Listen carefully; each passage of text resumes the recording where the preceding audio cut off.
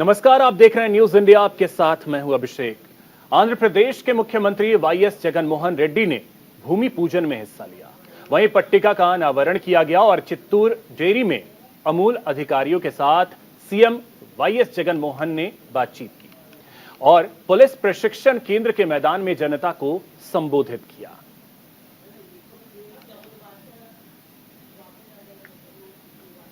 तो आंध्र प्रदेश से यह खबर, जहां भूमि पूजन में हिस्सा लेने के लिए प्रदेश के मुख्यमंत्री जगनमोहन रेड्डी पहुंचे और भूमि पूजन किया। ये तस्वीरें हम आपको वहां की दिखा रहे हैं। आंध्र प्रदेश के मुख्यमंत्री जगनमोहन रेड्डी एक कार्यक्रम में हिस्सा लेने के लिए, जो कि भूमि पूजन का एक कार्यक्रम था, उसमें हिस्सा लेने के लिए पहुंचे थे। उसकी तस्वीरें आपके टीवी स्क्रीन पर।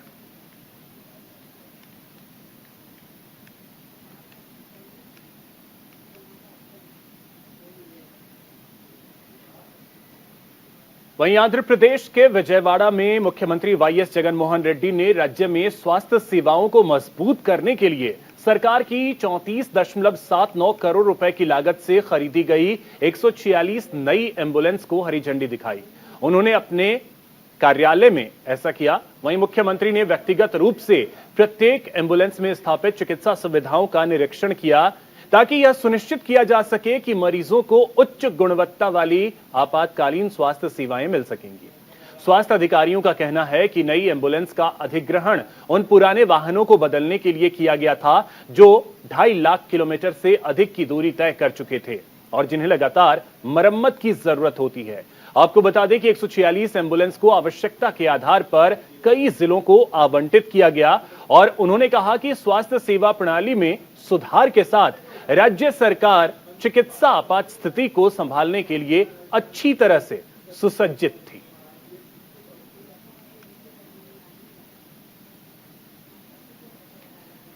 कर्नाटक में विपक्षी दल बीजेपी ने प्रदर्शन किया। बीजेपी की तरफ से यह प्रदर्शन 5 चुनावी गारंटी को पूरी तरह से पूरा करने में कथित तौर पर विफल रहने को लेकर किया गया। इस दौरान बीजेपी की तरफ से कांग्रेस सरकार के खिलाफ राज्य विधानसभा के अंदर और बाहर विरोध प्रदर्शन किया गया, जिसकी वजह से निचले सदन की कार्यवाही 2 बार स्थगित करनी पड़ी। आपको बता दें कि इसके साथ ही पूर्व मुख्यमंत्री बीएस येदियुरप्पा, बीजेपी के प्रदेश अध्यक्ष नलिन कुमार कटील, बीजेपी सांसद डीवी सदानंद गौड़ा ने यहां फ्रीडम पार्क में सैकड़ों भाजपा कार्यकर्ताओं के साथ मिलकर सरकार के खिलाफ प्रदर्शन किया। इस दौरान प्रदर्शन कर रहे लोगों का कहना था कि कांग्रेस ने अपनी 5 गारंटी के जरिए लोगों को गुमराह किया है।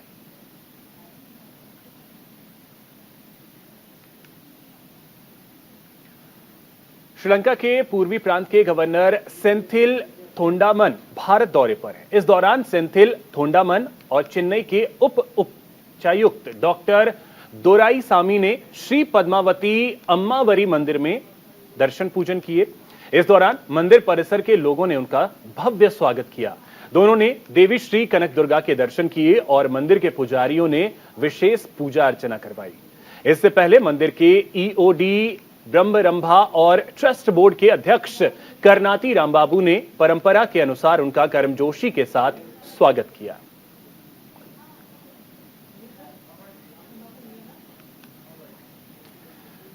तमिलनाडु के मदुरई में मंत्री ईवी वेल्लू दिवंगत पूर्व मुख्यमंत्री एम करुणानिधि के जयंती समारोह में शामिल हुए।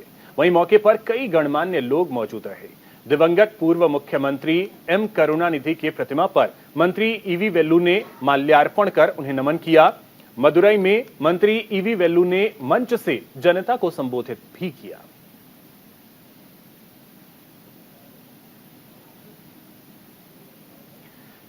चेन्नई में अन्नाद्रमुक महासचिव एडपादी पलानीस्वामी ने पार्टी के जिला सचिवों के साथ बैठक की।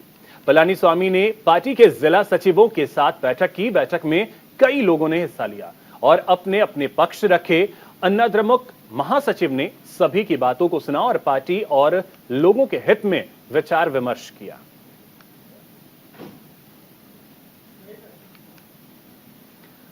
हैदराबाद नौकायन सप्ताह का 37वां संस्करण शुरू हुआ और 9 जुलाई तक चलेगा, जिसमें देश भर से लगभग 100 नाविक राष्ट्रीय रैंकिंग कार्यक्रम में भाग लेंगे। जो उन्हें अगले राष्ट्रीय खेलों में जगह सुरक्षित करने में मदद करेगा। हैदराबाद सेलिंग वीक 2023 को जुड़वा शहरों के लिए पाल का एक बड़ा उत्सव बनाने के लिए कार्यक्रमों की श्रृंखला की योजना बनाई गई है। अभ्यास दौड़ 4 जुलाई से शुरू हुई और प्रतियोगिता 5 जुलाई से शुरू हुई। साथ ही 8 जुलाई से आयोजित किए कार्यक्रम किए जाएंगे। समापन समारोह और पुरस्कार वितरण 9 जुलाई को आयोजित होंगे।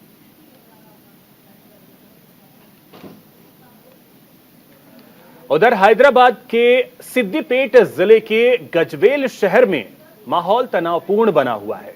नशे की हालत में छत्रपति शिवाजी महाराज की प्रतिमा के पास कथित तौर पर अपमानित करने का मामला सामने आया है। इसके बाद 2 समुदायों में झड़प शुरू हो गई। दरअसल प्रतिमा का अपमान करने वाले शख्स को सड़कों पर बिना कपड़ों के घुमाया गया और हिंदू दक्षिणपंथी संगठन के सदस्य होने के संदेह में कुछ लोगों ने उसकी जमकर पिटाई भी कर दी। आपको बता दें कि गजवेल के सहायक पुलिस आयुक्त एसपी रमेश ने बताया कि आरोपी एक स्थानीय मुस्लिम व्यक्ति को छत्रपति शिवाजी महाराज की मूर्ति को अपमानित करने के आरोप में गिरफ्तार किया गया और 14 दिन की न्यायिक हिरासत में भेज दिया गया। उन्होंने कहा कि हमने आरोपी के खिलाफ आईपीसी की धारा 295A धार्मिक भावनाओं को ठेस पहुंचाने के तहत मामला दर्ज किया है। एसीपी ने बताया कि घटना के बाद 2 समूहों के बीच हुई झड़प के सिलसिले में 2 अन्य लोगों को भी गिरफ्तार किया गया है। साथ ही इलाके में शांति बनाए रखने के लिए सुरक्षा नियम और भी सख्त कर दिए गए। हालांकि मामले में अधिकारियों ने आरोपियों के बारे में ज्यादा विवरण नहीं दिए।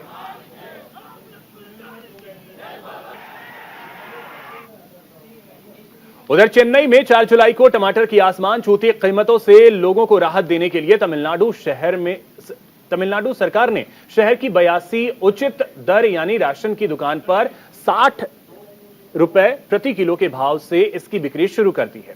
सहकारिता मंत्री आर पेरिया करुप्पन ने कहा कि जरूरत पड़ने पर इस पहल को राज्य के अन्य हिस्सों में भी शुरू किया जाएगा। उन्होंने कहा कि यह कदम चेन्नई, कोयंबटूर, सलेम, इरोड और वेल्लोर की पन्नई पसुमाई के दुकानों पर टमाटर की बिक्री 60 रुपए प्रति किलो के हिसाब से शुरू की गई है।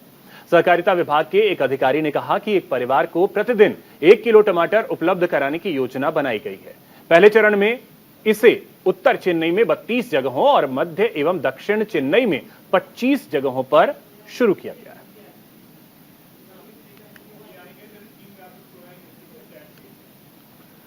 उधर आंध्र प्रदेश के ईस्ट गोदावरी के खुदरा बाजार में 1 किलो टमाटर की कीमत 100 रुपए के पार होने के साथ सरकार ने विशाखापत्तनम जिले के रायतू बाजारों में रियायती दर पर जरूरी चीजों को उपलब्ध कराना शुरू कर दिया है। फिलहाल यह सुविधा शहर के 3 रायतू बाजारों में उपलब्ध कराई गई।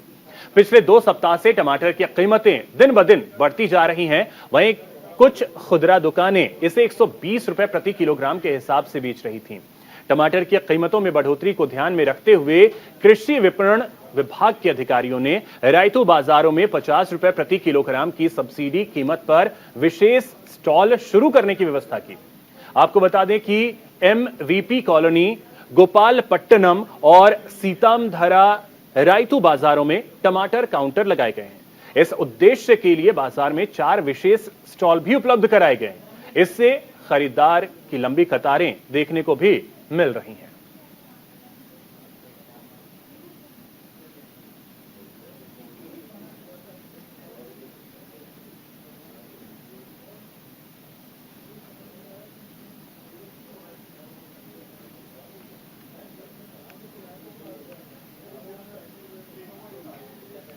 केरल के तिरुसुर में भारी बारिश हुई, जिसकी वजह से शहर के कई हिस्सों में जलभराव की स्थिति देखने को मिली। भारी बारिश की वजह से ऑफिस जाने वाले लोगों को काफी दिक्कतों का सामना करना पड़ा है। जलभराव की वजह से कई गाड़ियां सड़कों पर फंसी हुई नजर आई। ये तस्वीरें हम आपको दिखा रहे हैं। तो केरल में कई जगहों पर भारी बारिश की वजह से स्थिति जो है वो काफी ज्यादा विकट बनी हुई है। ये तस्वीरें आप देख सकते हैं। सड़कों पर पानी भर गया है, जिसकी वजह से आवाजाही में परेशानी का सामना लोगों को करना पड़ रहा है। ये तस्वीरें आप केरल की देख सकते हैं, जहां सड़क पर पानी भर जाने की वजह से लोगों को काफी ज्यादा दिक्कतें हो रही हैं। खास करके वैसे लोग जिन्हें सुबह सुबह दफ्तर जाना होता है या बच्चे वैसे जिन्हें स्कूल जाना होता है, और ये तस्वीरें आप देख सकते हैं कि क्या हालात इस समय हैं। उधर केरल के अल्हापुजा में पिछले 3 सालों के मुताबिक इस साल ज्यादा बारिश हुई है। केरल के अल्हापुजा समेत कई जिलों में भारी बारिश हुई है। मूसलाधार बारिश के कारण तापमान में गिरावट देखने को मिली है, साथ ही लोगों की परेशानियां बढ़ गई हैं। भारत मौसम विज्ञान विभाग का अनुमान है कि मध्य भारत, दक्षिण प्रायद्वीपीय और पूर्वी भारत और पूर्वोत्तर और उत्तर पश्चिम भारत के कुछ इलाकों में जुलाई में सामान्य से अधिक बारिश होने की संभावना है। पूरे राज्य में 6 जुलाई तक अलर्ट जारी किया गया है।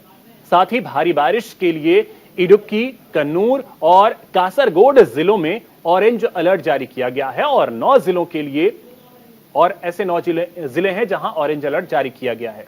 मौसम विभाग के मुताबिक पूरे देश भर में मानसून के आगमन की घोषणा मौसम विभाग ने कर दी है। मौसम प्रणालियों के प्रभाव के कारण पश्चिमी हवाओं के अधिक सुव्यवस्थित होने का अनुमान है। केरल राज्य आपदा प्रबंधन प्राधिकरण के मौसम विज्ञानी राजीवन एरिकुलम ने कहा कि बिपरजॉय ने जून में बारिश को बाधित कर दिया और हवा को सुव्यवस्थित करने में समय लगा। वहीं मौसम विशेषज्ञ भी कम दबाव वाले क्षेत्रों के विकसित होने की उम्मीद कर रहे हैं, जिससे आने वाले दिनों में बारिश अच्छी होगी। उधर केरल में मानसून की तेज बारिश के कारण बीमारी के चपेट में लोग अब आने लगे हैं, जिसमें सबसे ज्यादा बुखार से लोग पीड़ित हैं। राज्य में डेंगू बुखार से अब तक 18 से ज्यादा लोगों की मौत हो चुकी है। आपको बता दें कि प्रदेश में डेंगू सहित रैट फीवर, चिकनगुनिया और H1N1 का संक्रमण तेजी से फैल रहा है। 12,000 से अधिक लोग इन बीमारियों से संक्रमित पाए गए हैं। इनमें से 55 लोग डेंगू बुखार से पीड़ित हैं। इन बीमारियों को फैलने से रोकने के लिए राज्य भर में सफाई अभियान चलाए जा रहे हैं। केरल में मौसम विभाग ने इडुक्की, कासरगोड और कन्नूर जिलों में ऑरेंज अलर्ट जारी किया है, जिसमें अलग अलग जगहों पर भारी बारिश की संभावना जताई गई है। मौसम विभाग के मुताबिक राज्य के कई जिलों में हल्की बारिश की संभावना भी है, जिसके लिए येलो अलर्ट जारी किया गया है। इस बीच राज्य के कई हिस्सों में भारी बारिश भी हुई है। मौसम विभाग ने कहा है कि केरल तट और लक्षद्वीप के पास 40 से 55 किलोमीटर प्रति घंटे की रफ्तार से हवा चलने की संभावना है और मछुआरों को समुद्र में न जाने की चेतावनी दी गई है। वहीं केरल के कई हिस्सों में भारी बारिश हुई है, जिसके परिणाम स्वरूप जल भराव की स्थिति बन गई, पेड़ उखड़ गए और आवासीय और व्यावसायिक इमारतों को नुकसान पहुंचा है। वहीं 3 जिले इडुक्की, कासरगोड और कन्नूर रेड अलर्ट के तहत हैं और भारत मौसम विज्ञान विभाग ने शेष 11 जिलों के लिए ऑरेंज अलर्ट जारी किया है। रेड अलर्ट 24 घंटों में 20 सेंटीमीटर से अधिक की भारी बारिश के अनुमान जताए गए हैं, जबकि ऑरेंज अलर्ट का मतलब 6 सेंटीमीटर से 20 सेंटीमीटर तक की बारिश हो सकती है। येलो अलर्ट की बात कर ली जाए तो 6 से 11 सेंटीमीटर के बीच बारिश हो सकती है। मौसम विभाग ने अगले 3 से 5 दिनों तक राज्य में मध्यम से अत्यधिक बारिश की भविष्यवाणी की है। 6 जिलों कन्नूर, त्रिशूर, एर्नाकुलम, इडुक्की, कोट्टायम और कासरगोड में अधिकारियों ने एहतियाती उपायों के तहत शैक्षणिक संस्थानों में छुट्टी की घोषणा कर दी है। राज्य के सभी तालुकों में स्थिति की समीक्षा के लिए आपातकालीन संचालन केंद्र स्थापित किए गए हैं। राजस्व मंत्री के राजन ने जिला कलेक्टरों और अन्य राजस्व अधिकारियों की एक उच्च स्तरीय बैठक की अध्यक्षता की। एक सोशल मीडिया पोस्ट में मंत्री ने लोगों से सावधानी बरतने की अपील करते हुए आश्वासन दिया कि घबराने की कोई जरूरत नहीं।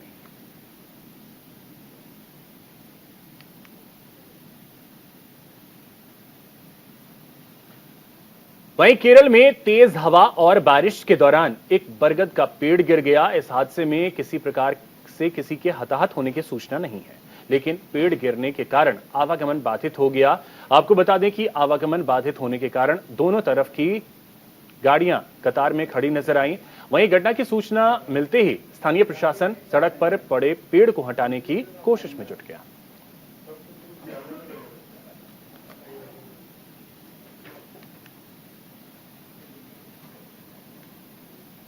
केरल में हिल हाईवे का काम तेजी से चल रहा है। यह राज्य के उत्तर से दक्षिण तक फैला हुआ है। कुल लगभग 1300 किलोमीटर से अधिक है, जो कासरगोड के नंदरप्पा दाव से शुरू होती है और राज्य की राजधानी तिरुवनंतपुरम के परसाला में खत्म होती है। इसमें अल्लापुझा को छोड़कर राज्य के सभी जिले शामिल हैं जहां कोई पहाड़ी नहीं है। आपको बता दें कि जमीन मालिकों से निःशुल्क प्राप्त की जाती है। इसके लिए विधायकों की अपने अपने क्षेत्र में मौजूदगी के साथ बैठकों का दौर भी लगातार जारी है।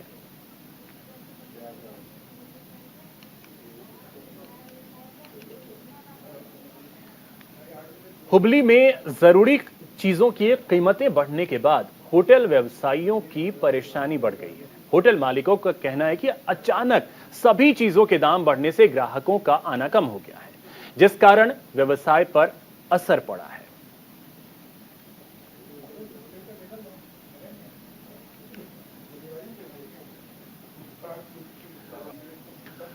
हैदराबाद सीमा शुल्क ने राजीव गांधी अंतर्राष्ट्रीय हवाई अड्डे पर एक व्यक्ति को गिरफ्तार किया और 14.2 करोड़ रुपए के 2027 ग्राम हेरोइन बरामद की है। ड्रग्स ले जाने वाला यात्री बुरुंडी का नागरिक है। कुल 2027 ग्राम हेरोइन को जब्त किया गया, जिसकी अंतर्राष्ट्रीय बाजार में कीमत लगभग 14.2 करोड़ रुपए है। यात्री को एनडीपीएस अधिनियम 1985 के तहत गिरफ्तार किया गया है। साथ ही कोर्ट ने आरोपी को न्यायिक हिरासत में भेज दिया है। हैदराबाद सीमा शुल्क अधिकारियों ने नशीले पदार्थों की यह बड़ी खेप पकड़ी है। यात्री प्रोफाइलिंग और सावधानीपूर्वक अवलोकन के आधार पर आरजीआई में हैदराबाद सीमा शुल्क के अधिकारियों ने बुरुंडी गणराज्य के नागरिक को पहचान लिया और उसे रोक लिया। नशीले पदार्थों के आरोपी के हैंडबैग, कपड़े और साबुन में उसने छिपाए हुए थे। पैक्स के सामान की जांच करने पर यह देखा गया कि 8 पारंपरिक अफ्रीकी पोशाक, एक महिला हैंडबैग और 3 साबुन के सामान में वजन से अधिक भारी लग रहा था। देखने वाली बात यह है कि उसे खोलने पर सफेद पाउडर भरा हुआ था।